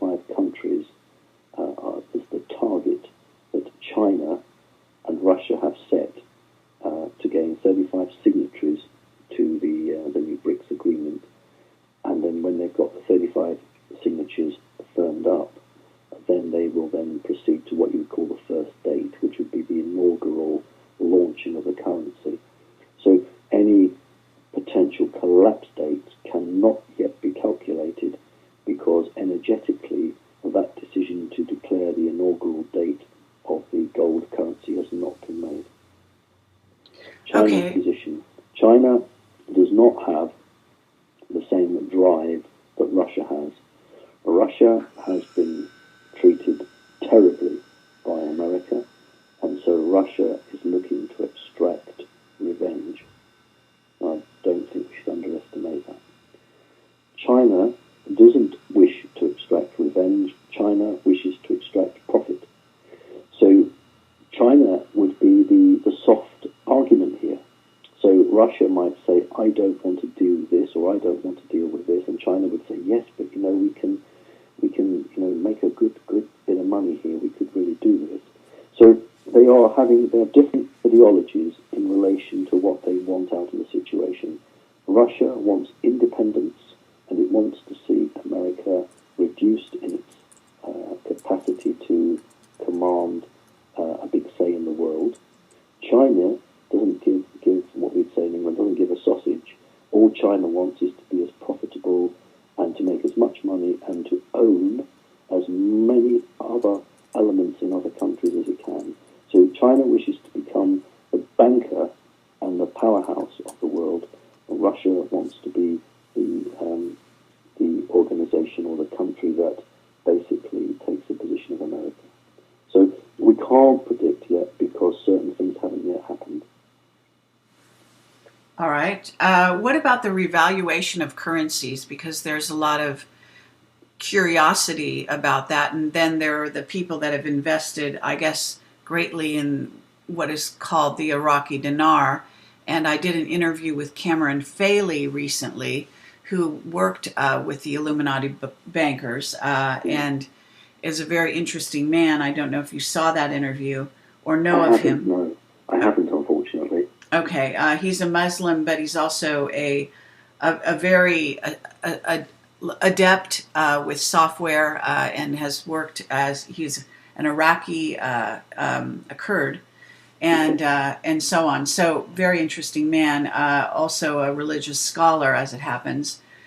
And he's releasing information that he believes, and he's been tracking, this sort of return of a planet, and thinks that something is going to happen June of 2016 surrounding the Olympics and the return of this planet. You could comment on that, but I'm also curious whether or not, in terms of the currencies, again, Iraqi dinar, anything you know about that sort of thing?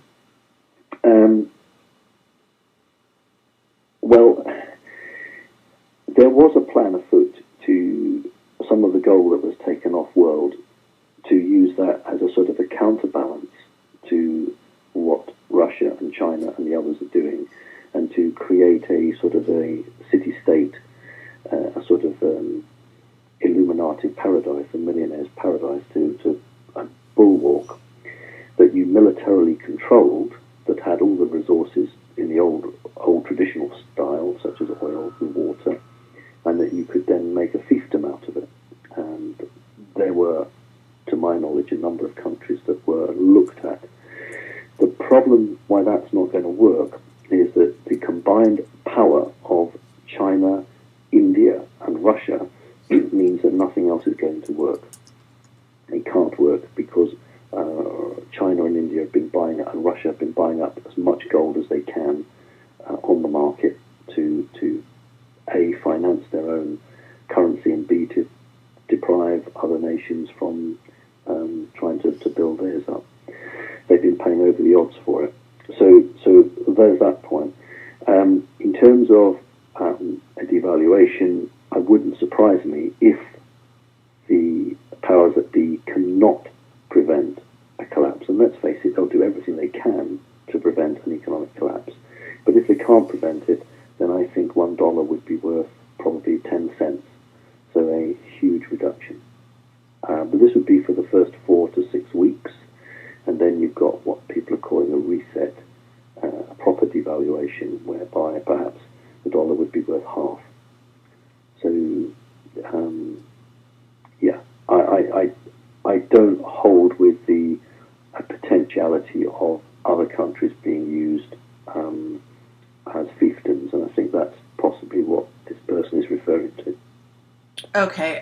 Well, you mean in terms of the Iraqi dinar? I mean, Cameron Faley did talk about a very interesting dynamic that goes on with regard to Iraq trying to get credibility, literally in the, I guess you may call it the banking system, so that it could have a currency that's backed by something, and that there's a pushback from the Illuminati side that won't allow them to actually get that kind of credibility. Do you know anything about that yourself? Have you heard about this? Yeah, I mean, there have been a number of countries over the last 5 years that have been, their names have been in the frame. Their name has come up as potentially, you're looking at places that have got portals, you're looking at places where certain resources can be brought in, and you're looking at an area that has a special history to it, and there are a number of those on the planet where there were plans from both sides to look at that. But everything's changed, because when President Putin signed into law his agreement to the BRICS, there isn't really anything that anybody negative now can do. That's why they tried to force a third world war, because they've totally run out of options. They can't play at games anymore. They're so bereft of any diplomatic opportunities. That's why they're forcing or attempting to force a military option. That just should be the biggest sign to anybody just how bankrupt and empty of any plans these people are. So they're just evil people. They just want to destroy as many ordinary people as they can, so that they can survive in whatever world they think they're going to live in. And the reality is that's not going to be allowed to happen. So a lot of these things that people are reporting are genuine, but they are based on conversations that were had 3, 4, 5 years ago, when such an opportunity had merit. It doesn't have merit anymore, because the game has changed very quickly and the rules and regulations have changed. Okay. Now, there was information in certain sectors that there was already a return of certain Anunnaki, specifically Marduk, and there was a sort of back channel information during the LYNN flyover, so to speak, that he may have been dropped off at that time. Do you know anything about the return of Marduk, and can you talk about that? Yeah, I can talk about it. To my knowledge, no, that hasn't happened. There's a very large department within the Vatican that is tasked with observing and just checking for this very return. And in fact, I think I mentioned it in passing earlier on in our interview. Yes. I call it the bank manager is supposed to return. They will be the first to know, and I can tell you honestly that they have had no information that entity has returned. They are still waiting for them, and to their knowledge, that person or that creature hasn't yet returned. So my best answer is, well, the Vatican are still waiting. So I think the rest of us are as well. Okay. Someone is asking about the flat Earth. What do you think about that? Right. If we're talking about a holographic hard drive, a creation within a multiverse, each verse within the multiverse has its own reality for beings to play out and experience in. If that's what the person's referring to, then yes, I fully accept that. Okay. Yeah, and let me say, it's kind of an interesting sort of disconnect there because it has to do with how you visualize material reality, so to speak. Yes. And I also think that I've always sort of thought it was very funny. I don't literally believe in a flat Earth, certainly, but I can say that the notion of a planet, it's a net. It's a form that captures other forms. So, or is used sort of as a platform, if you will. So it's well, I would just say that many things that we use in our daily lives or have been reinvented or invented have a absolute mirror effect in the wider creation. And if you think of your computer and the hard drive that sits in it, it is a flat disk, but it creates the most amazing things that appear to be real worlds. You can actually do amazing things with graphics. And we are talking about energy, light and sound, frequencies. So, I'm quite open to the idea of each universe making up the multiverse.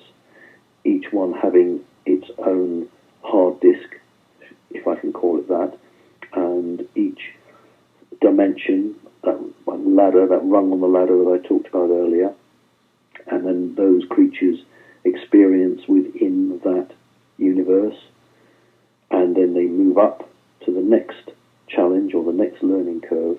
And so all of these are opportunities for sentient creatures to develop and learn, or not, and to hopefully to attain something at the end of it. So if we're talking about flat Earth in that respect, then I'm actually very happy to go along with that. Okay. Let's see. There are cities, or at least a major city, from what I understand, in Kazakhstan, I think is how you say it. Yep. And I believe it's appeared actually, at least it's been depicted in various movies. And I find it fascinating. I did hear about it, and I wonder if you know anything about it. Are you referring to Kazakhstan? Yes. Yes, a little bit about it. I understand that it's the periphery is guarded by not regular soldiers, but by units paid for by a corporation. We would take orders not from traditional government, but from very elite beings. It's one of the very sensitive topics that's being discussed at the moment, Kerry. So if you don't mind, I'm just actually one of the very few times where I'll refuse to answer one of the questions, simply because at the moment it's I'm not sure either way how it's going to go. So I'm sorry to do that. I really don't like doing that. That's okay. It's just I have my attention on it. I know it's a hot topic, and it is. Okay. But at the moment it's up in the air at the moment for grabs. Let's put it like that. Okay. Okay. I'm just skimming this to see. Okay, CERN and changing timelines. You are saying that it's being interfered with, but would you say that device was working or being used to try to change the timeline so that it would go to the one in which the New World Order was sort of in charge in a bigger way than they already are? Sure. Yeah. The CERN device was built for a number of purposes. Like many things of that level of technology, it can be used for good or for ill. But of course, there's money in ill, and doesn't seem to want to do anything good with these things. As a weapon, it has the capability, and you will find this, or your listeners may find this interesting, it has the capability of firing the most incredible energy beam, which could strike a very large object, like a planet, or something like that coming towards the Earth, and potentially disintegrate it or deflect it. That's one possibility of it. The other possibility is literally something that could be used to attack other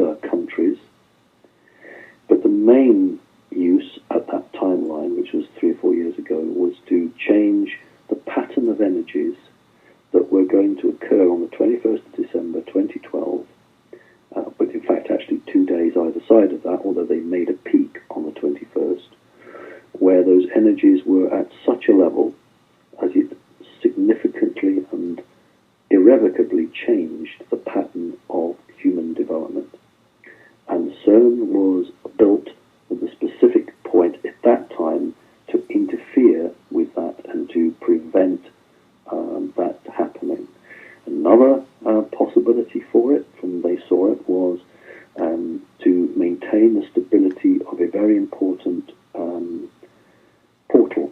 Call it a wormhole, call it whatever you want.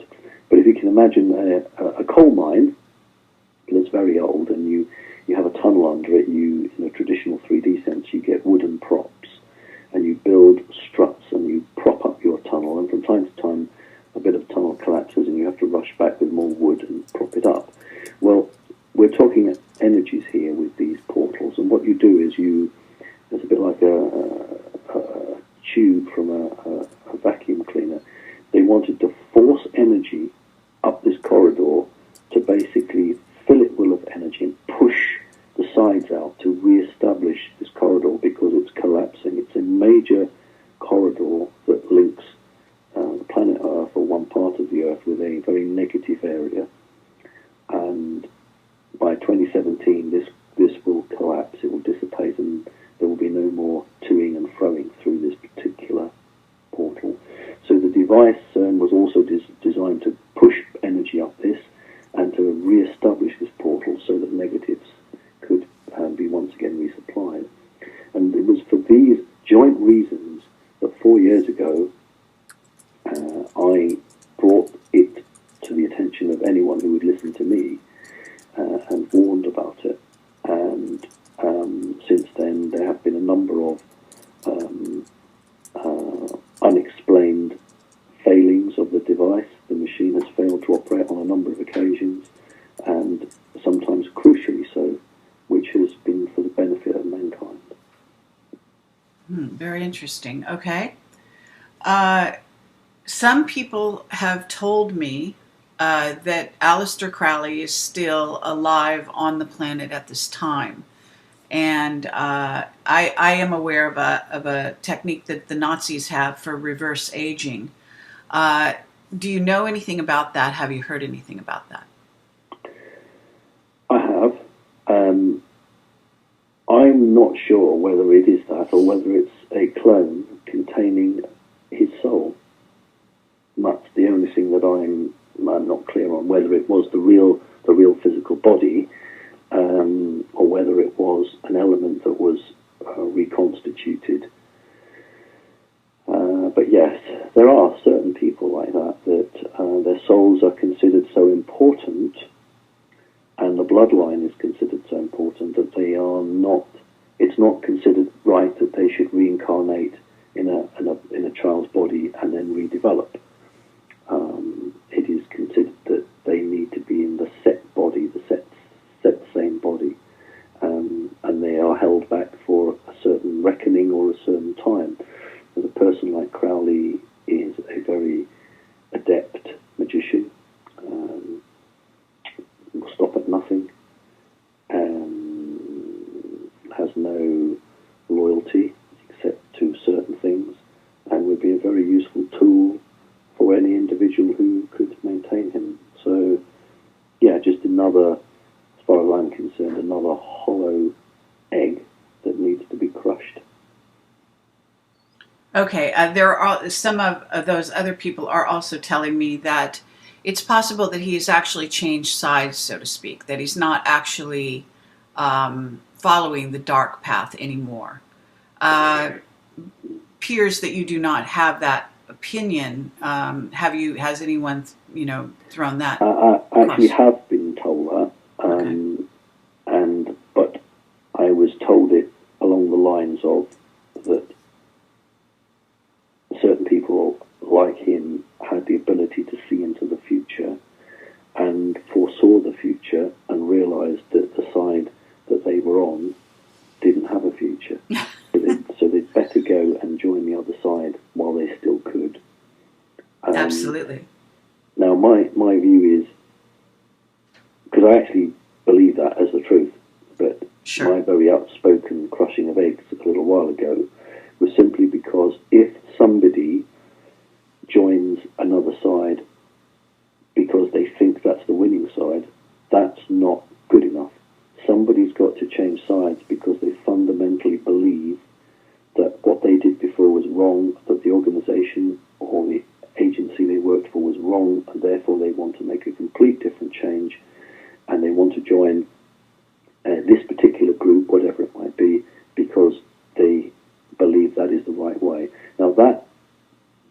when you do take people on board. But if someone comes to you and says, well, you know what, I think I'd rather be on your side, that's what we call a Trojan horse, where that person then, in 5, 10 years' time, might attempt to take over your own organization. Sure. Absolutely. So it needs to be organic, which actually speaks to whether or not indeed it is a clone, and maybe something else is going on there.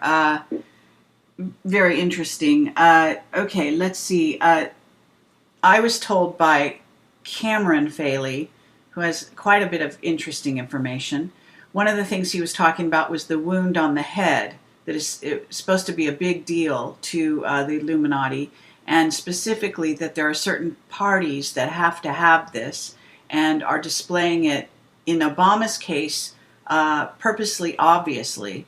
And Prince William, I think it is the other person, and Hillary's wound to the head was supposed to be orchestrated so that she could qualify in this sort of small club, which may, if I understand it, relate to the coming of the Antichrist, as some people frame it.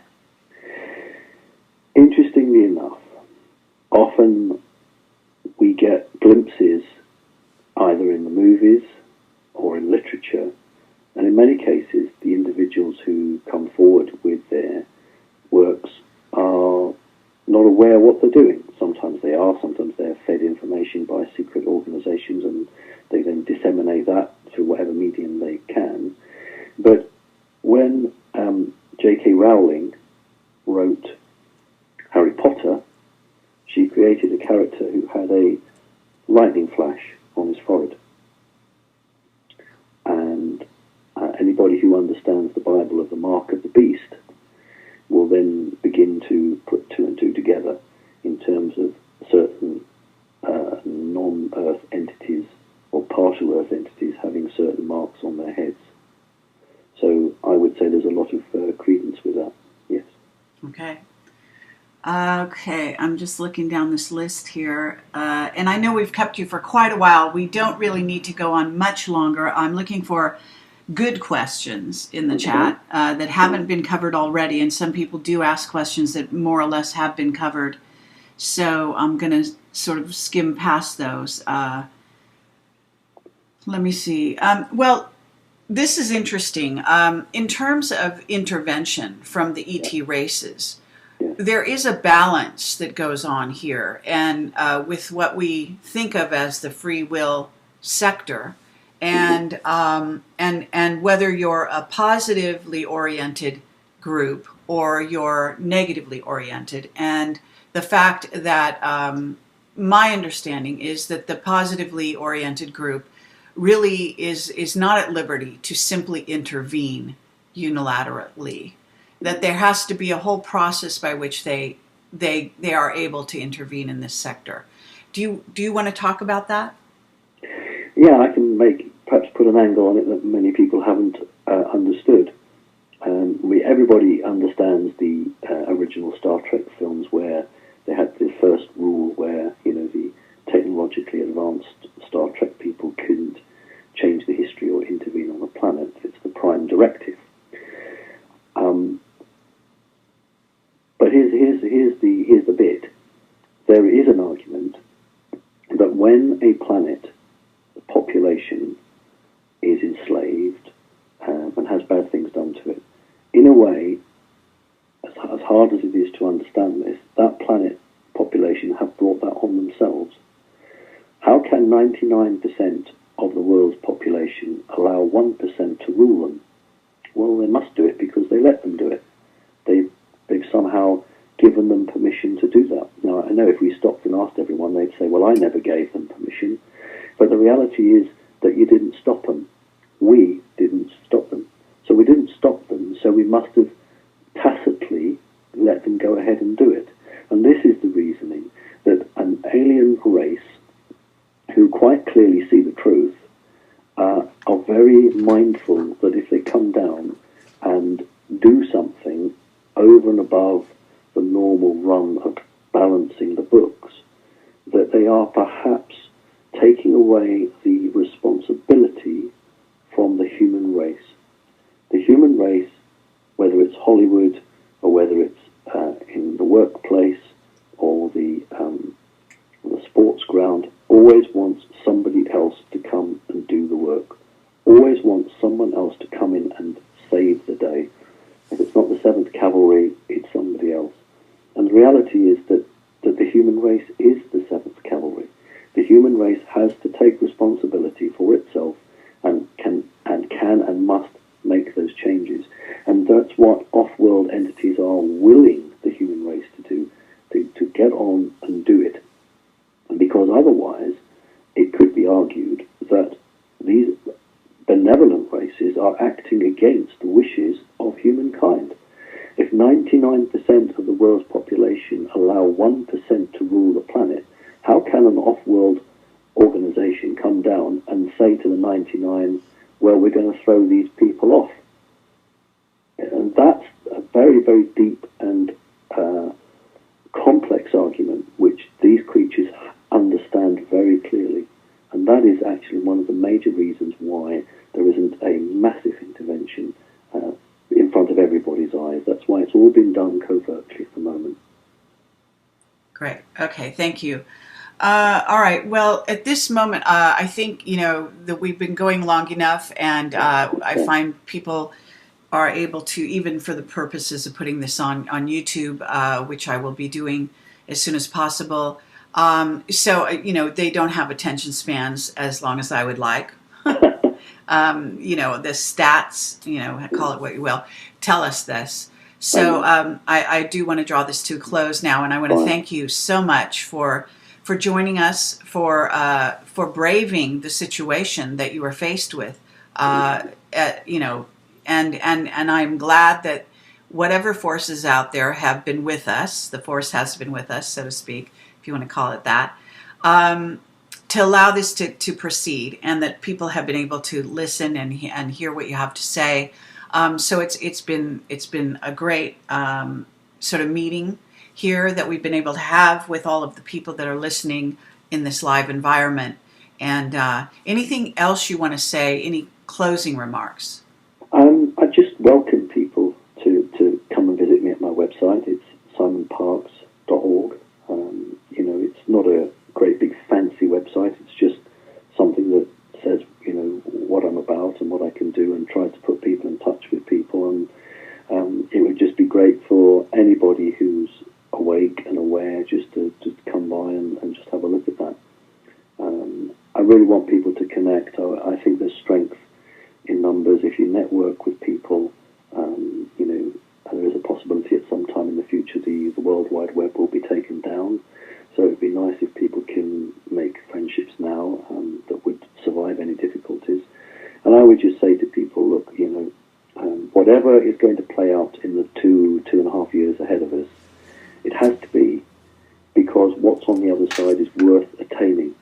So whatever difficulties we're going to go through in the short term, in the medium and long term, they are worth it, not just for ourselves, but for our children. So have the faith, keep the faith, and be strong. All right. Well, thank you very much, and thank you again for taking the time. Thank you, everyone, for listening, and have a great day. And remember that you all signed up to come and be here and be part of this amazing drama, and so live it, fully and completely. And so thank you again. Okay. Bye-bye. All right. Bye-bye.